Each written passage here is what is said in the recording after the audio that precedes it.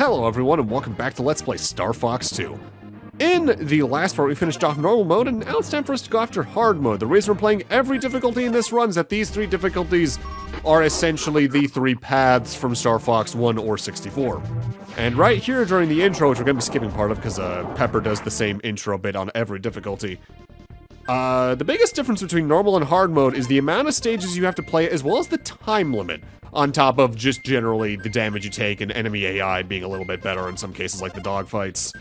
Back on normal mode, you had to play a randomly selected 2 of 4 stages and then go to the end game. On this, we had to play a randomly selected 3 of 6 total stages. The planets that were in normal mode are still here in hard mode, but they have different layouts. On top of that, your time limit is slightly extended to make up for this, though. The time limit on normal mode was 100 in-game time. Now it's 180 on hard mode. I still sort of rush things on the higher difficulties to try and make it feel like I'm getting things done quick and in a panic, on top of me recording myself so I'm a little bit more jumpy to begin with. But make sure if you're playing along, take your time a little more on some of these, particularly if you're trying to, say, avoid damage. Because trying to get things done quickly in order to, like, destroy missiles more quickly, that's one thing, but if you're causing yourself to take more damage along the way, that's just self-defeating at that point. With that said, the battle cruisers don't really change too much on higher difficulties. Barring one thing we'll talk about more, I forget if that's next part or in part 5, because we're in hard mode until the end of part 5. With that said, hard mode is going to be structured LP-wise the same way normal mode was. Once we finish the 3 stages that are on the first run here, as well as the Star Wolf fight that we get after that, we are then going to cut to the second playthrough, but I should note, like I think I mentioned last time, by and large, Star Wolf fights are going to be sped up throughout the rest of the LP, just because, while yes, I think there's a difficulty curve within each difficulty where Wolf is the most aggressive and all that, and the AI for the dogfights does overall get better, you're just using the same techniques applied better and better on top of just getting more precise shots off. So I'm gonna speed that up just to make sure this LP doesn't drag on a little longer than it needs to. At most, that will save like 30, 40 seconds per video that we're in, but that stacks up. With that said, one technique you should really hammer into your head at this point, particularly right now in hard mode so you can have it ready in your brain for expert mode. If an objective is all the way across the map, like for instance Eldard over down there in the bottom right, use the mothership's quick travel feature to get to unoccupied planets without wasting time. Because that can really not only help you save Corneria from last minute damage, like this missile coming in at this exact moment, but also will just help you save time on the timer, so either you can get a higher score, or, you know, survive. But that said, I should note, whenever you're in a missile or a squadron fight, the time is still actively ticking up on the top right. And this gets into something I didn't really talk about much back in normal mode. I believe I mentioned back then that you can press the start button and return the map at any point to escape the stage you're in and go take care of more pressing matters like missiles and squadrons that are approaching Corneria. That is true, but missiles and enemies can also actively escape your range and leave the fight of their own will at that point too. That depends on, I think, both their speed, the type of enemy that's within the fight, and the amount of time you take within the fight itself. Like, I think some enemies will automatically flee if you hit a certain time within that fight. The somewhat saving factor of that is, say you run into a squadron, you take out some members, and then one escapes. When you run into that squadron again, it is just the one that escaped that will still be alive. The others will not respawn. And something I remember thinking when I first played the game that I don't think is the case, is that I think if there's less members in a squadron alive, I think they can do less damage to Corneria. I don't think that's true. I think that's just something I made up because I just assumed that would be the case on a first playthrough, so mileage may vary on that. It's probably not true, I doubt it. More importantly, something else I should note. The map on the screen, I've mentioned before that it has depth and all that, but something I haven't mentioned yet, it actually does have different scales for distance. And keeping that in mind when it comes to, like, the distance to your enemy is very key. I want to say it's at its largest scale, usually in dogfights or space missions. And it's got pretty consistent scale on ground-based missions. Either way, we're back on Venom, which you know what that means. Land on a mushroom and a peppercorn will appear. They are kind of consistent with that throughout the difficulties, where if there's a way you got a pepper coin on a planet in one difficulty, you might use the same method to get it, or at least a very similar one to get it on the higher 2 difficulties. I think Venom is the most consistent with that, though. So we've kind of danced around it. Let's talk about this game's story, because the game really does just throw you into the middle of the battle. The battle for the galaxy is over. The evil Emperor Andross's plans to seize control of the once great Lylat system have been thwarted by the army of Corneria, thanks in no small part to the brave deeds of elite fighter squadron Star Fox. Their mission accomplished, Fox McCloud and his team depart once more for the deep expanses of space, sent off by the cheers and adoration of Corneria's grateful inhabitants. However, Andross has survived. Consumed with desire for revenge, he plots an invasion even more terrible than the last. The people of Lylat cannot know it, but the peace they are enjoying is doomed to be short-lived. And sure enough, one fateful day, the forces of Andross attack once again. Taken completely by surprise, the planets of the Lylat system fall one by one to Andross's advancing army. Corneria, at the hub of the galaxy, now lies exposed and within the clutches of the maniacal Emperor.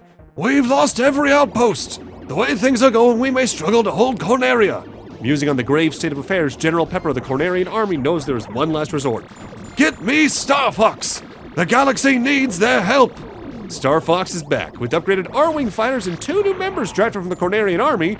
They're tougher and meaner than ever before. This time they'll put a stop to Andross, for good, at least for, I guess, what's now considered the original timeline? Because, what does it do? I think we have, like, in canon now, 3 different timelines for Star Fox, because there's Star Fox 1 into this, 64 all the way to Command, I think is considered one timeline.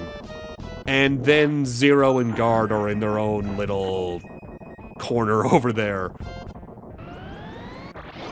Which, I'm not gonna say that's the only Nintendo franchise that has that, because like there's the whole Zelda timeline debacle, which people are on and off again about thinking it's cool or thinking it kind of makes things fall apart, and Breath of the Wild and Tears did not help with that. It is a very unique existence within Nintendo, though, where it is like a continuing story that they've just rebooted so many times. Because, like, the other major story-based franchises that Nintendo has, I guess barring Splatoon now, like, Fire Emblem is loosely connected in some of the entries, but every couple is like a completely new universe, and completely disconnected. And Zelda, like I said, that's a whole other conversation of sometimes they're connected until they were all connected, and that might not work in some cases. Even though I largely think it's fine. Does make me wonder, though, when and if Star Fox makes a return, and that's more likely than ever, I think, considering F-Zero, rather, just got F-Zero 99. It'd be interesting to see if they continue on from Zero, or if they just decide to do another reboot.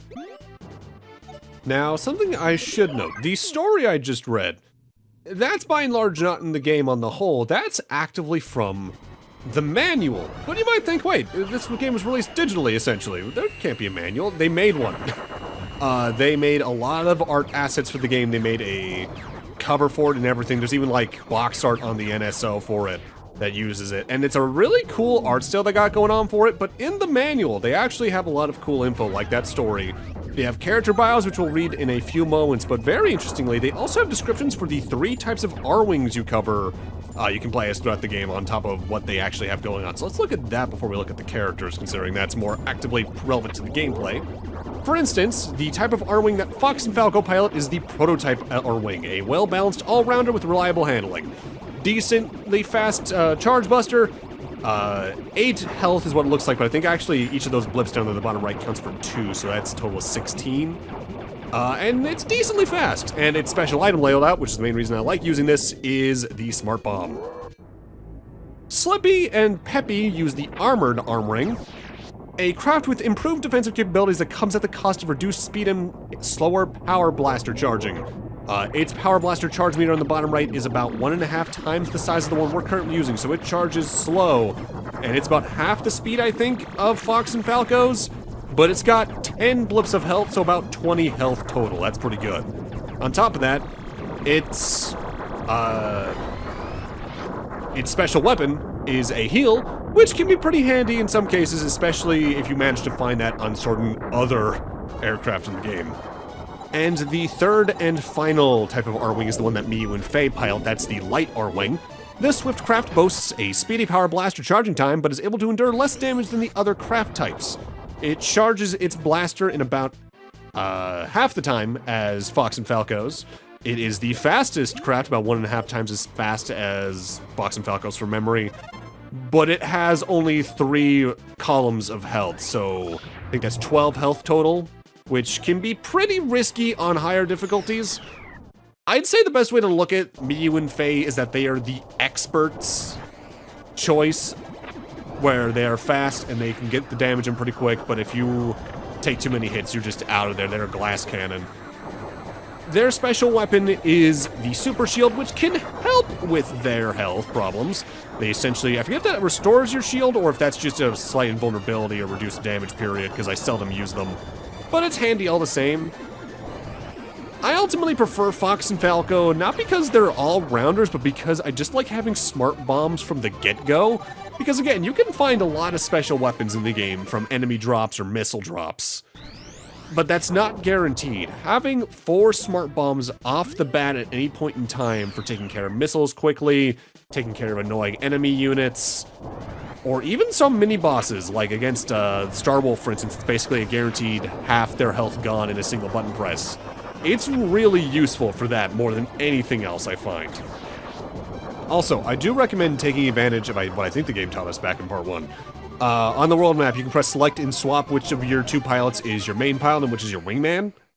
I recommend doing that semi-regularly, between stages even, to either preserve what health you might have on a character or to spread their uses of their sub-weapons apart, especially if you chose 2 of the same type. The only problem with that is the best way to get health recovery, at least on early playthroughs of a difficulty, is by killing enemies. So there are cases where in the case you know a stage is going to have a shield square, which are the things that you step on to restore your shield, bring a character who's lower on health into that. There is a surprising amount of strategic depth to this game if you're not going for high score runs. Which even then, high score runs are weird in this, in that on higher difficulties, like we mentioned last time, you get higher total scores no matter what because you rescue more planets and destroy more cruisers. But you can still get disastrously low scores if you just don't kill enough enemies or you just play poorly to begin with, like getting very high time. To a point where watching someone new to the game play a higher difficulty and someone who's played it before playing the higher difficulties is a radically different experience. With that said, time for another dogfight. I think this one's against Pigma? Yeah. Again, part of the reason why we're speeding these up moving forward is that while they get more annoying with their AI as you get higher in the difficulties, they get more precise, they dodge more regularly, they reflect your shots using a barrel roll more regularly, the fights themselves don't really change. Like, they don't have their own smart bombs, they don't call in reinforcements. Whereas what type of missiles you face throughout the game, what types of enemies you find in squadrons, those change on various difficulties. Eldard on hard mode is one of the easier to find peppercoins. It's just up here in the corner. But it's a little annoying in that the switch we need to press in order to open up the gate is being gate-kept by a mini-boss. The game has several active mini-bosses that aren't just like the Starwolf operatives or the end-of-stage cores. We actively have returning bosses like King Dodora here from Star Fox 1.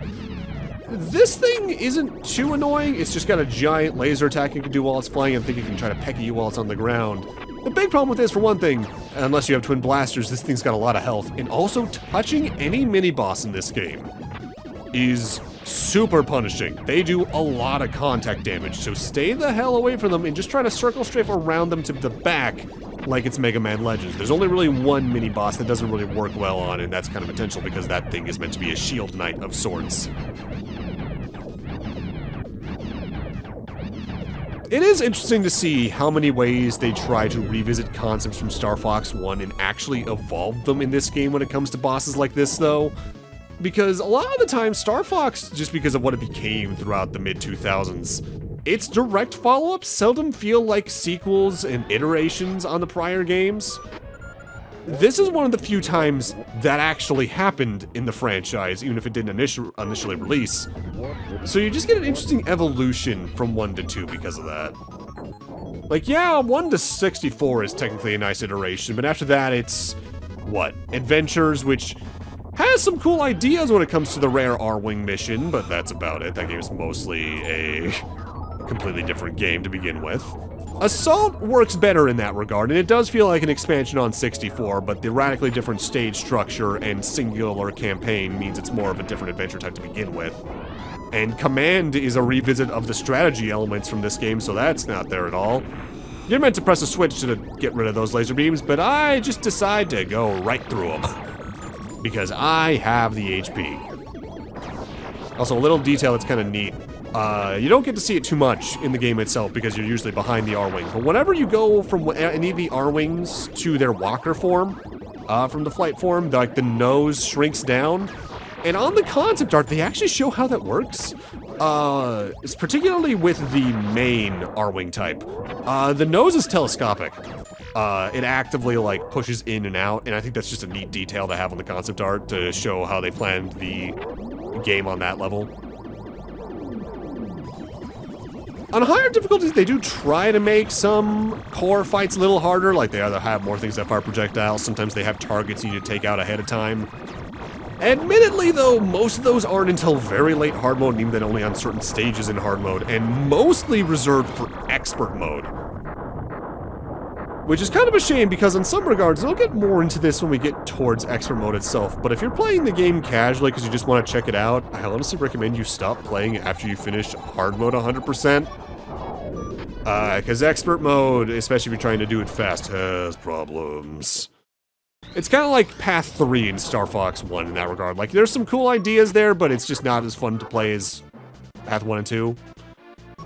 Also, this is one of the various little random events that can happen depending on what you've done throughout a particular difficulty. At this point, Andros is firing any planets that still have their bases to fire their missiles. Thankfully, there's only one, and, well, the defense station was ready for that one, to say the least.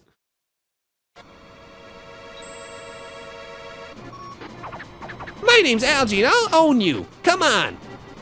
The only Star Wolf member that is not present in Star Fox 64 is Algie. They were completely replaced by Andrew Linkeny in 64. Although I think they are still meant to be Andros's nephew. Maybe. Actually, you know what? I should take a look at the bios for that, because I actually haven't read them yet, even on my own time. We'll cover the bios in more depth next part. I do think Algie, though, feels like they're the easiest of the 4 Star Wolf members. I don't know why. Again, I think there might actually be like an internal scaling with them where one of them is more likely to do this type of behavior, one of them is more likely to do another. Algie generally feels like they're the easiest to take out with charge shots from a distance, and maybe they're just meant to be the most inexperienced member. Again, I'll look into that between this part and the next part. There's the game telling you, by the way, you can use the barrel roll to avoid damage from enemy charge shots, but not just enemy charge shots. By and large, any enemy projectile you hit while barrel rolling, you're completely immune to. There's a couple that can still hit you, namely contact damage for one thing, but most projectiles can be reflected no problem. But with that, I'm gonna need to end this off here. Thank you guys for watching, and in part 4, we'll figure out what's going on with the satellite defense station over there for one thing, but we'll also do a lot more of the stages here on hard mode. See you guys then.